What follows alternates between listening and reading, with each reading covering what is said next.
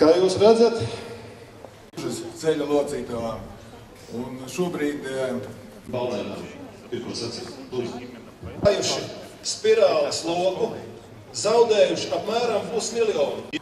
Līdz ar to es tiešām pateicos, ka jūs esat pievērsuši šai problēmai uzmanību, bet nevajadzētu arī šī gadījumā teikt to, kad nebūs palīdzība vai nebūs pakalpojumi, būs. Pilnīgi noteikti viss pakalpojums nākamgad nebūs sliktāks kā šogad. Paldies jums! Protams, ka izsveicam jūs vēlēšanās solīt. Kundze, personīgā vizītes laikā, kad es biju... Pilnīgi normāli visiem liekas. Var jau būt, ka mēs esam atnākuši pacietīgi, godprātīgi, taču tādā pašā laikā arī neatlaidīgi, taisnīgi izteikt savas prasības.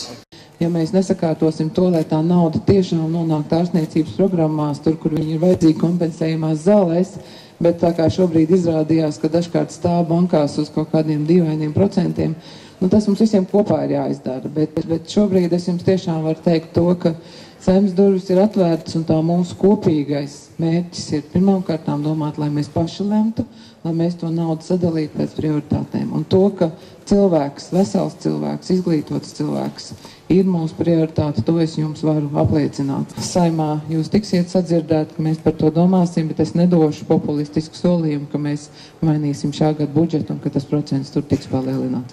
Skatīsimies, kas notiek tālāk. Vēlreiz sirsnīgs un liels paldies jums! Paldies par ziediem, bet kā jebkas tas ir, arī ziedi ir, es ticu, ka tie nāk no sirds un var jums arī tikai apliecināt, ka no manas sirds tieši tikpat sarkans kā šīs sarkanās rozes, es darīšu visu. Es zinu, es esmu dzīves cilvēks, es uzklausu jūs un nebaidos no cilvēkiem, lai cik skarbi un grūti ir tie jūsu vērtējumi, bet man vislielākā pārliecība, ka mēs to varam izdarīt tikai visi kopā. Paldies jums!